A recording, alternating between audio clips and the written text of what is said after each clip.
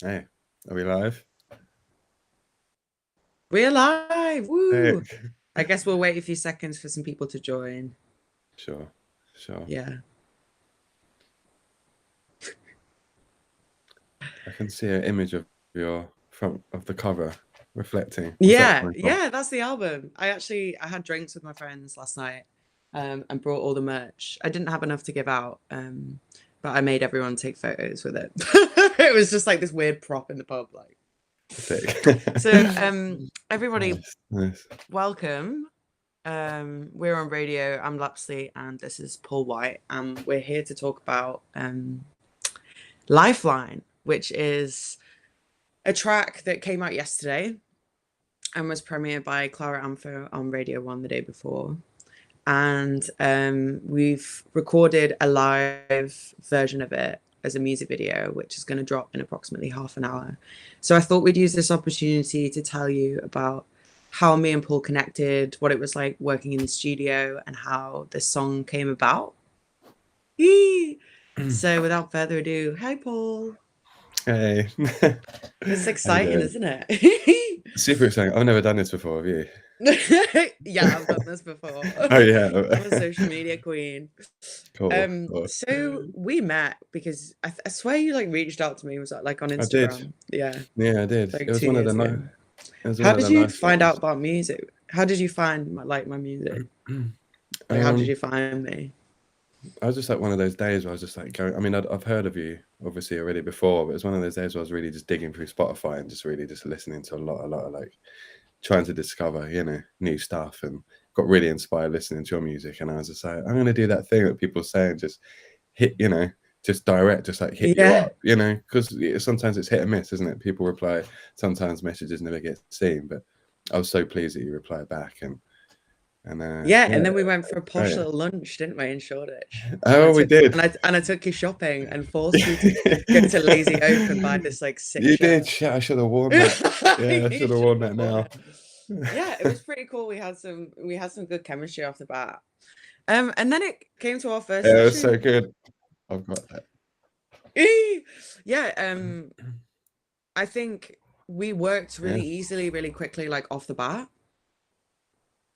Which was something that I don't always get. And I don't necessarily like include like new people into the Lapsley project. I've always like worked with Joe and done some stuff in Mm, South Africa with Greg, but like it's a very like small team.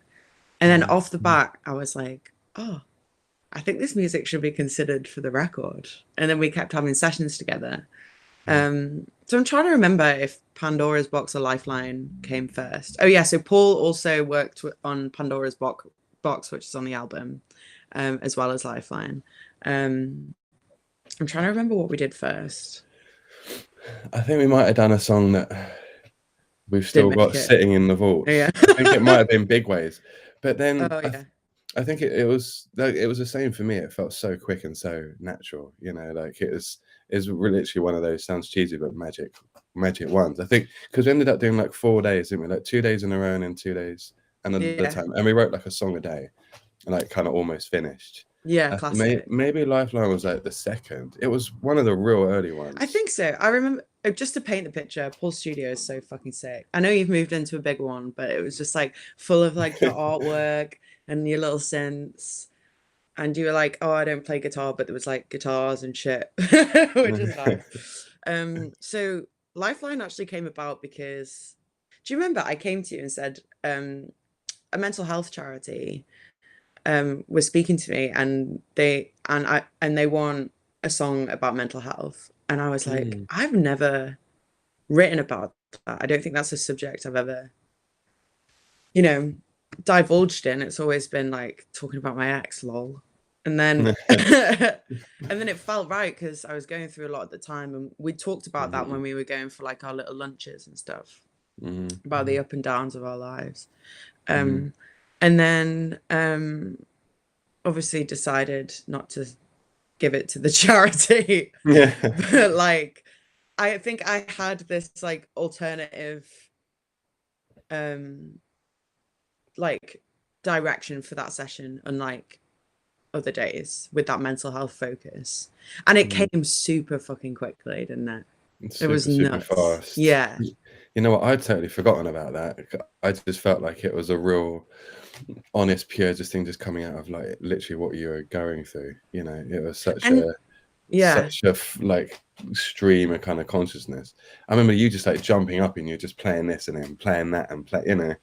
I was just kind of like keeping up almost, you know, just like allowing you to like get all this stuff out. It was like a really amazing experience. Yeah.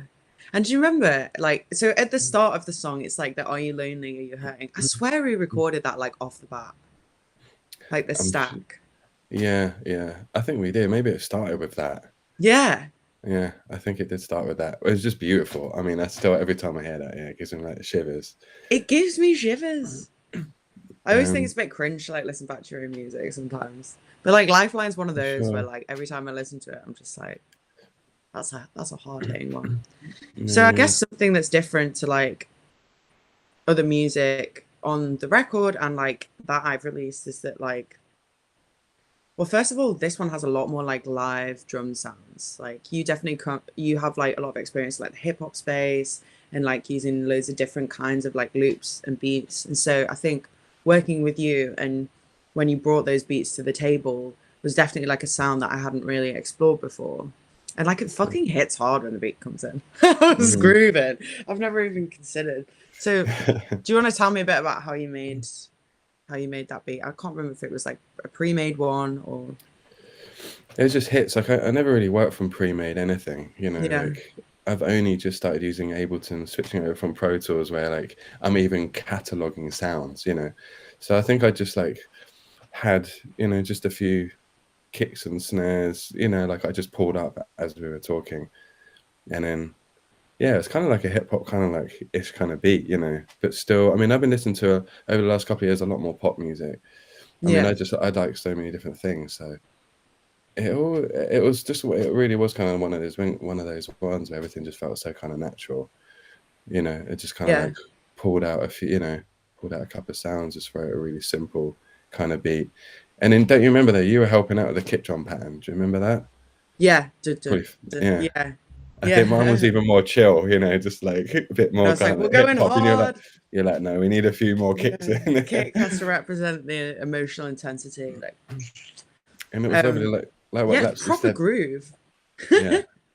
And it was like a really small room, like Lapsy said. I mean, I've moved room now, but when we did it, it was a really small space. So it was like we were like what, you know, like a meter away from each other at Yeah. all times. So it was just really intimate, like kind of lovely space. And there's like synths everywhere and guitar and you know, and What it's was personal. the so I'm not really as much of a music nerd as you, mainly because I float Probably are. around the studio. Oh yeah, I've got the attention span of a flea. So Yeah, over the years I've slowly moved like further away to like an executive producer role because I'm just like oh jumping between the instruments. But that sound, that synth at the start of the track that's like do do do, was that a Prophet? that's Juno. That's the Oh, that was a 106. Juno. It was so rich. Yeah, it was gorgeous. That was a huge part of that song, wasn't it? Jumping on that. I think that's what came Yeah. first. It was those chords and the chorus melody. Oh, And those heavy clouds on you. yeah, I think all the just the lifeline, like actual kind of line that like what the whole song starts with. Yeah, Kind of yeah, like yeah. Oh shit, I I remember. think that Yeah, was yeah, it. yeah. So I think we just knew like really quick having those two things. It had such a like strong atmosphere, didn't it? And like personality Yeah. already. And the whole track is literally like two chords. It's like da da Yeah, dum, da yeah, da yeah, dum, which is yeah, like, yeah, yeah, yeah, yeah. classic. And all the lovely guitar, you know, like it was great. You know, there was all of that, wasn't there? We were just Yeah. like, oh, I haven't really played guitar before. We picked up the guitar and we're playing these like beautiful guitar lines. I was like, what do you mean you've Yeah. never played the guitar before? I just like Duran Duran, like, oh. Yeah, I think that's a new thing that I think the fans haven't heard is definitely a groove like that, but guitar in my work, like Hmm. definitely puts it into like a more indie space. Um, Hmm. yeah, proud Someone's of that. asking you what were your musical inspirations for this album. So what were they? Oh shit. I Just listen get to it. so much music. It's always the hardest question. Like, It is, isn't it? um, I mean, there's albums that I think influenced my entire musical career. And I think like all of Caribou, I think I've said since I was 18, I just like always go back to. And even the new Caribou stuff, where it sounds Mm, like avalanches, it's just like, you know, like so many like almost like breakbeat type thing. It dips into like R&B beats and like breakbeat stuff. mhm, Um, what else is an inspiration? Um, I love FKA Twigs. Oh no, this is just shit that I like. I'm trying to work out what actually inspired. It's so funny. I have my head like straight down. Like when we're mhm, in the studio, it's like it's so mhm, um I'm so bouncing off the other person in the room. It's almost like whatever sounds best for the song. mhm, Which is more of like a mood. You're like, oh well, this mood needs this kind of mhm, groove. mhm, mhm, So I don't know whether there's any like direct inspiration, just because the shit that I listen to is quite chaotic.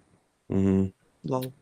That's what, yeah, I mean, that's what it felt like to me. It's just very much all about the mood, wasn't it? We weren't referencing anything. It wasn't one of those sessions where it's like, oh, let's write something like this and let's reference that. It was just, I felt like it was just like go immediately as well. As soon as we got in the Yeah. room, it was just like go, you know. Something Um, that I listen to like post making the track, which I feel like has the same kind of energy, is like Lil Sims's new album and Salt. Like there's always mm, like a fat groove and like that, not necessarily like it's live instrument sounds in the groove, and there's always like a slight like human swing in it. mhm, And I like how Lil Sims like talks about like mental health and like loads of really emotional subjects, and then just like shoves like a fat beat on it. Like you can mhm, tell there's just like a jazz drum in the background, just like mhm, whacking it out. uh-huh, Um, I think there was a feeling of that which we were kind of trying to, yeah, without the direct link, yeah. create. I mean, I never quantize drums, very, very rarely. Just like tap them out and that's it. Done. Oh, that's interesting.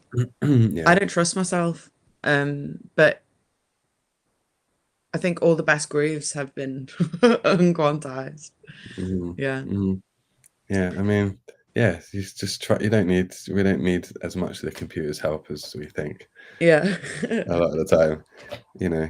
I mean, everything was very organic in Lifeline, wasn't it? You know, Yeah. it ended up being in quite, simple kind of.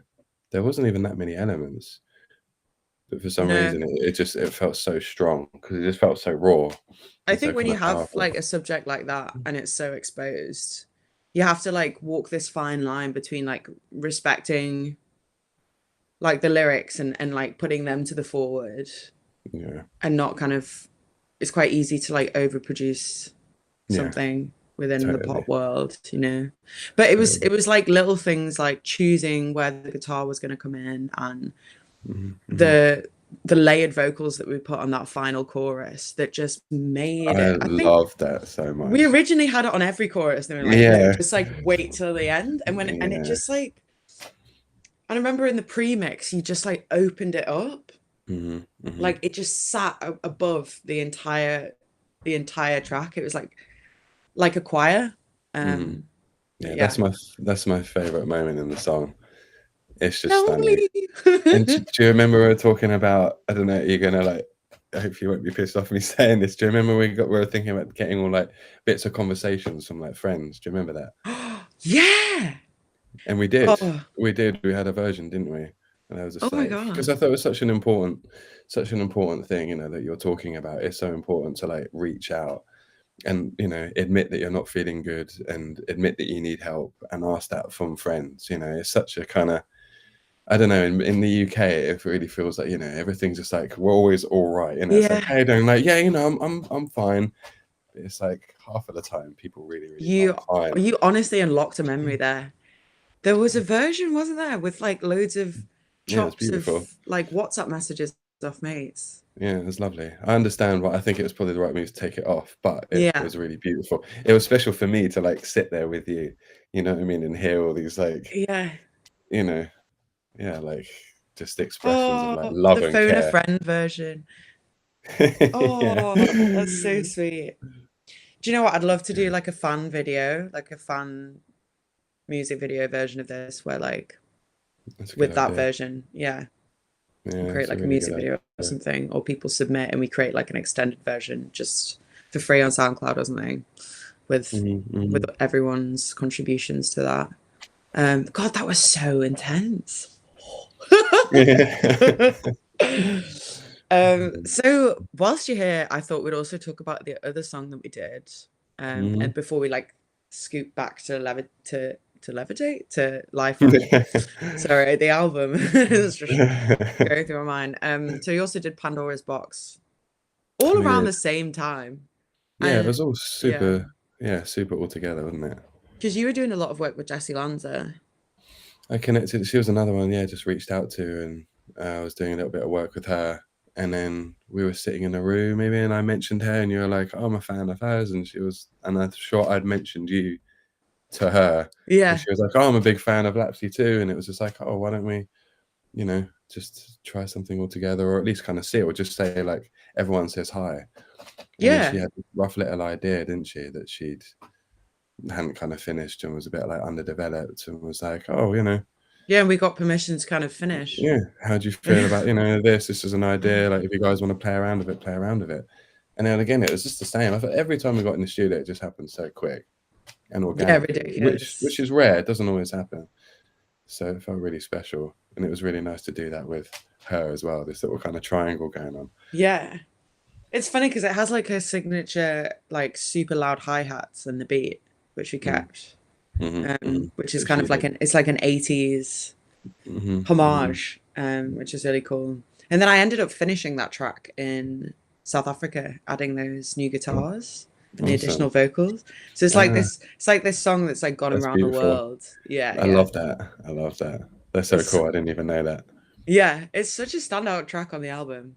Yeah, it's Um, awesome. It's yeah, awesome. it's really cool. I was like, maybe this is like the thread of like a whole new EP in that world.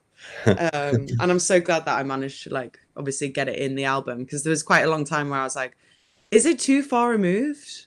But then I Sure. think adding the guitar and the little changes that I made and listening to it alongside everything else, I was like, nah, sonically it works. And I quite like pushing the listener to like see me as someone who can also delve into those Mm-hmm, genres that I love. mm-hmm. Oh, someone's saying hi from New Zealand. They've had it for like the longest. I swear the album Yeah. came out like a week ago in New Zealand. Yeah. Probably like a day. Funny. Yeah, so back to Lifeline. So before it came out, I actually performed this track at the London show like a few weeks ago. And honestly, everyone just like stopped in their tracks. Wow. It was, Amazing. yeah, it was like really emotional. And I brought in a live drummer because I thought we're gonna have to give it credit for this track. And then when it like, Are You Lonely? It's like it's so sick, Nice. really beautiful. And so what's dropping in 10 minutes is the recording and the video of that performance at the show. So it's like really raw and intense because it's like the first time I'd ever played it. First time anyone had Wow. ever heard it. First time I'd ever performed it. The whole thing was just like nutty. And Wow. you can kind of see in the video because I'm like suddenly realizing, the weight of the lyrics. Sure. Sure. Yeah, I Tortured mean, artist over here. how does it feel like listening to the lyrics like after you've done it? Does it hit home more? Do you know what I mean? Like after, it must be an interesting because I've never really had that. Yeah, I think when you then perform it, depending on the part of your Yeah. life, like if it's fresh, like near the time that you wrote it, which it rarely is. Usually it's like 2-3 years down the line that you finally get to Yeah. perform it. It either takes you back to that space or you apply the current situation. Mm-hmm. In the same way that like you get stuff out of listening to music, it's not your story, but you relate it to your story. It almost becomes that, like Yeah. you relate it to your current thing. Someone said, which song took the longest to finish? There's a track called Levitate, actually, which originally started as a completely different kind of song. And it was made in Johannesburg during a writing camp that I'd like helped set up with Universal Africa, which was sick. And I met loads of people. That's where I met M. Saki, who's on the track Close to Heaven. And then I went home and me and Joe, who I work with, just flipped it.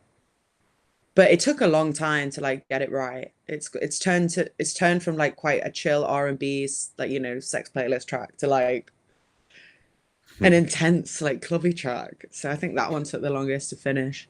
I honestly, to be fair, Pandora's Box that we made took quite a while to get right, but the bulk of it was made really quickly. And then it was like obviously trying to make sure that the palette made sense. And I was umming and ahhing as to like whether to like reduce those hi-hats, which are like a very like Jessie, you know, staple, but keeping them in, and almost it's like homage to her.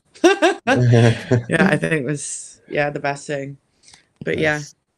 as Paul was saying, like I work a bit like erratically quickly, which I don't think a lot of producers or writers that I've often worked with expect. But everyone has their own way, and mine is like a regurgitation of everything very intensely. And then we can and also like it's not like we'll put it out on like a MIDI keyboard straight away. I think something that's been quite important with this record, and that definitely you practiced in your studio, is like making sure that all of the hardware is set up. Oh yeah, it's a big thing. Everything Yeah. just right there. It needs to be just everything needs to create a sound straight away. I don't want to have to plug anything. You want to be able to get anything out like instantly. And I Yeah. think like that was something I admired about you kind of straight away. It was like the committing as well. Do you know what I mean? Lots of people want to put stuff in MIDI, or you know, it's like, is this the right kind of chord sound? Is the right synth? Are these the right kind of, you know, drums? Is the right guitar sound? Like growing up, you know, writing a lot of hip hop and beats and sampling, you know, I'd write stuff on an MP3. Like you get to know someone so fast. It's like everyone says it, but it's so true, you know, like you're opening up with someone so quick, and there's something so magical in that, you know what I mean? Like, I always feel privileged having people come into the studio and open up, and you know, I love, you know what I mean? I love talk, you know, I love talking, I love talking about life and then putting that into music. So, and I felt like the Yeah. lyrics came out, I felt like they were coming out really fast, right? You were writing the lyrics Yeah. pretty quick. Yeah. I mean, that is what I tend to do. Like if Mm-hmm. it's not, it's the same with like poetry. Like if I'm on like a little dog walk, I'll just sit down and just like bash it out. Oh, and I you th brought your dog was at the Oh studio. yeah, Can't forget Peanut was that. there. That was, I swear that makes a Crazy. difference. I swear the vibe changes when you have a dog in the studio. That is, yeah, we got to shout out Peanut. Yeah, because he's like a therapy dog. Yeah. And I can't sit still. So, but to be fair, he took over. Do you remember he sat on your one chair? Well, no, you had your chair, and then there was like this chair in the corner. So Yeah, yeah, yeah, crazy. yeah. Um, okay, so we've got 5 minutes. There's something that you touched on there, which was to do with like how like you're quite open and you talk about like things that are going on in your life, like in the studio or with the person that you're working with.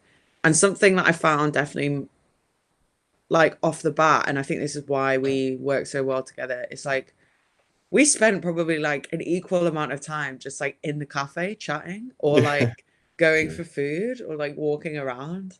true, true.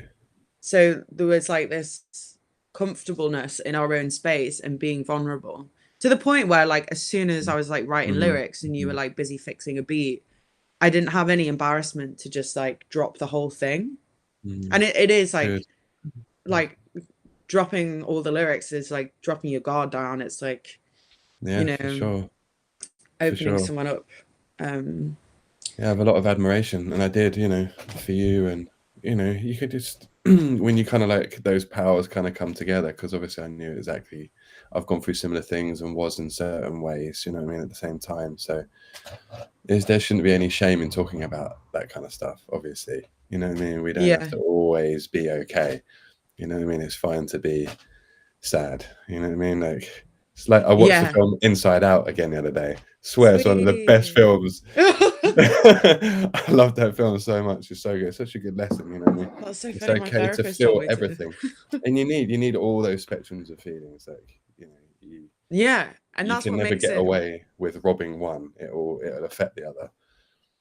I think it's that like acknowledging like all the different shades Mhm. of like of day-to-day life, like, and mental health. Like, in the same with the rest of the album, it's not like talking about a subject and going hard in one direction. It's talking about like relationships and like the good, the bad, and the ugly in between, and the complexity of that. And even in Lifeline, it's talking about mental health, but it's talking about, you know, the joy of connection and what that can bring. But then it's also talking about the actual chaos of feeling like you're in the middle of a storm and like no one's going to help you.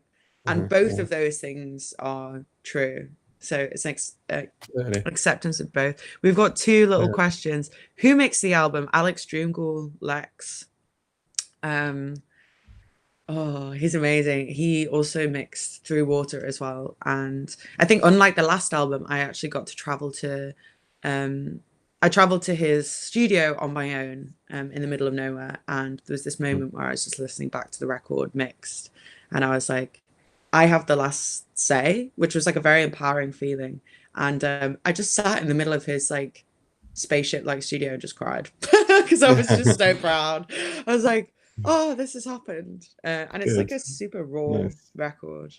And the song that's most fun to play live, honestly, Lifeline, just because of the reaction. I've only done it obviously in rehearsals and then once in this show, but it's something that I think now it's a single, and obviously now the record's out in the world, it'll be amazing to perform and have everyone just like spit that chorus back at me, like, "Are you lonely? Yes, I'm lonely, bitch." Yeah. Awesome. Okay, I want to say a massive thank you. Okay, so stay on because the video literally drops in a minute, and I'm really. Oh, Joe Brown says big love to both of you. Big love back. Big love. So please stay on to watch the premiere, and thank you so much, Paul, for the chat. Pleasure. Thanks too. It's great to chat. Okay, see you.